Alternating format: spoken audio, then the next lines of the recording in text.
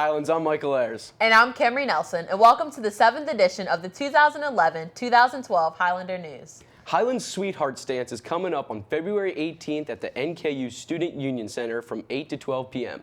Don't forget to get your tickets, and I hope everyone has a great time. I'll be on the dance floor doing the Dougie. Be there or be square. First, it was the Candy Cottage that made Fort Thomas Avenue go from boring to sweet. Now the word on the street that we are welcoming Mio's Pizza across the street from Subway. For those of you that haven't heard, our very own Mr. Jewett is retiring after this year. Over the past 33 years, Mr. Jewett has taught hundreds and hundreds of students here at Highlands. Ian is covering the issue. Throughout the years, many teachers have made an impact on several students' lives, but no teacher has had as big of an impact on as many students as Kent Jewett. After 33 years of devoted teaching, Mr. Jewett has decided to end his wonderful career. Unfortunately, Mr. Jewett is somewhat of a mysterious character and wouldn't let us film him. And right now we're standing outside of Mr. Jewett's room where he won't let us in. We're going to have to ask some other teachers what makes Mr. Jewett so good at his job. Okay, well, the reason why I think Mr. Jewett is a good teacher is because he's been around for so freaking long that he's actually seen some of the stuff that's gone on in history. You know, like Teddy Roosevelt, World War I, World War II. He's been there. Wouldn't you agree, Mr. Yeah, Martin? he was actually a very famous veteran in both the Korean War and the Vietnamese War, which was very important for our heroes. So we're actually lucky to have a veteran like him here as a teacher. I mean, let's think about it. Mr. Jewett single-handedly brought down Hitler, Stalin, Mao, Mussolini, We can Saddam only Hussein. thank him for the freedom we now possess. Yeah, I know. Well, Mr. Jewett, he's such a great teacher and humanitarian. There was one time I remember I saw him climb up a tree and rescue a tiny cat from the tree and return it to its owner. I think we're all grateful for people like that in this world. He does not want to be on camera because he wants everyone to know that he cares more about the students learning than being on a television show. He also has done wonderful things for the department, like allowing us to create new classes that really fit our needs.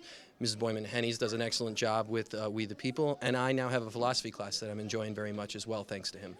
Wendy's the nicest man in the world. You'll never find anyone who's happier. He always has words of encouragement. My first year, which is always hard as a first-year teacher, he pretty much got me through it, supported me, encouraged me, which he does with all of the teachers, not just in our department. Mr. Jewett's a really good teacher because he's very passionate about what he does, and he's actually influenced my decision in being a teacher in the future. I don't like history to begin with, so Mr. Jewett's really good at making you listen. Yeah, he's an overall good teacher, and you will learn history whether you like it or not in his class. There's no doubt that Mr. Jewett's career here has been fantastic, and he will surely be missed. Texting and driving is a huge issue that affects many students here at Highlands. Tyler Swope was able to dig deeper into the subject. Well, thanks, guys. Well, my first instinct when my phone vibrates, I'm going to pick it up, but it's illegal. The law, which was passed in early 2011, and it states that no one shall read, write, or send a text message on a personal communication device while operating a vehicle upon the roadway. Do you text and drive? Yes, sometimes. Yeah. Not usually. Only at stop signs or when my car is stopped. No. All right, Hannah, you've actually had some experience with texting and driving. Explain that a little bit. Yeah, I was texting my friend and I rear-ended a car, so I won't do it again. I'm done. And that was probably pretty scary too, wasn't it? Yeah. My dad was scary. All right, with all joking aside, we're thankful Hannah's okay and nobody got hurt in that accident. Texting and driving is a very serious thing, and people have to take it serious. If you're texting and driving and going about 35 miles an hour, you go over a football field's like length, and within like 3 seconds of texting, you go over that 100 yards. Well, texting and driving can result in accidents, and a lot of innocent people get hurt. I mean, you can crash into pedestrians and other drivers, and it's your fault and not the other driver, and you're just being really irresponsible. Well, it can change your life right in a moment, because if you just look at your phone for a split second, I mean, you could be dead, because the reaction time it takes to react for normal persons, I think it's like 3 seconds. If you're looking at a phone, it's even less. And if you hit a deer, car stops in front of you, you could just change yours or somebody else's life at the same time. So in other words, unless you have an emergency, anyone under the 18 is not permitted to use a cell phone at all while they're operating a motor vehicle upon the roadway in the state of Kentucky. So hopefully this was a wake-up call for everybody out there that does text and drive. Well, Michael and Camry, don't text and drive. And now for our expert sports analyst, John Abraham Collinsworth. All right, thanks, George. And as we transition from the incredible Miss Mayhew, the all-time Hall of Famer, most incredible girls track coach in the history of girls track coaches, 4 state championships, into our new track department, if you will, Colin Dean has been checking things out. Colin, what do you have? So this is your first year as a girls track coach. How are you going to try and keep the winning tradition running? Okay, we plan to win again. We started that by recruiting over 100 people so far, and also my experience in college, I hope, will help make a better team. So a lot of strong runners were lost last year. How will you help the team this year? Well, this is my first year running, so I really hope to make a good contribution to the team, and I really hope we win state again this year. Even with the new coach, do you guys still think you have a shot at state?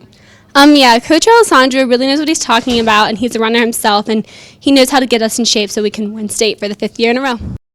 That's all I have here with the girls track team. Hope they win their 5th straight title. Back to you guys. All right, thanks, Colin. Definitely more state championships to come in the track department.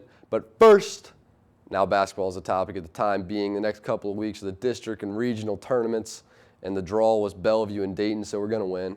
And then the regional tournament will be coming up after that. But before we do that, we have a little piece about Ava Abner and the injury, how the recovery's been coming, the whole process of a tough injury Ava's going through. So take a look.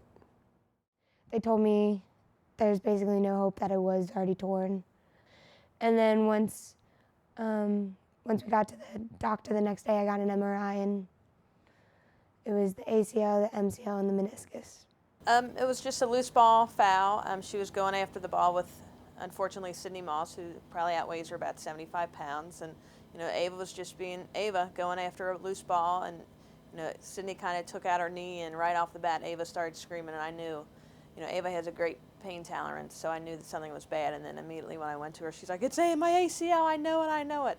Junior Ava Abner has been playing high school basketball since her days back at HMS. Has a rare intensity that'll be tough to replace. We haven't had anyone to pick up that feistiness, especially on defensive side of the ball. Ava knew her role on the team was to play defense, make things happen on defense, and also, offensively get us into things. Well, right when I went down, I laid there for a couple seconds, and I was like, I knew exactly what happened, and I actually yelled to my teammates, I learned it in sports med. It was my ACL. Senior guard Sydney Watson is well aware of what Ava's going through, having lost her entire junior season to an ACL injury as well. I mean, just when it actually happened, I texted her right away, and I told her that I was here for her, and I can be there to help her with anything that she needed, and I told her to just be on top of it, and the more she works, the better it's going to be. In her junior season at WKU, now head coach Jamie Ritchie suffered a similar knee injury to Ava that has really put things into perspective. She's lucky. She does have one more year, like I did in college. The biggest thing is rehab. You have to go in there, work hard every day. You're going to have your ups and downs. There's going to be some days that you leave there crying because it hurts so bad. The pain, it was pretty bad, but the most pain was just knowing that I felt like I let down my team, and that I just knew my season was over right then. Ava has a great mentality. She's a competitor, so she's going to go out there every day in rehab, I know, and bust her butt because she wants to get back on the soccer field. She wants to get on the basketball court, and she wants to be on the track, be back on the track next spring. So I think, her motivation, she has it within herself, so I think she'll be fine. All right, that's a wrap for sports, track and training. Ava's getting back on the court, and the basketball team's getting ready for the district and then regional tournaments. Good luck to everybody. Back to you, Michael and Camry. On March 3rd, Highlands High School will have their AP Science practice session. If you're currently in an AP Science class, you should take the opportunity and come take the practice test. That's all for now on the Highlander News. We'll see you guys next time.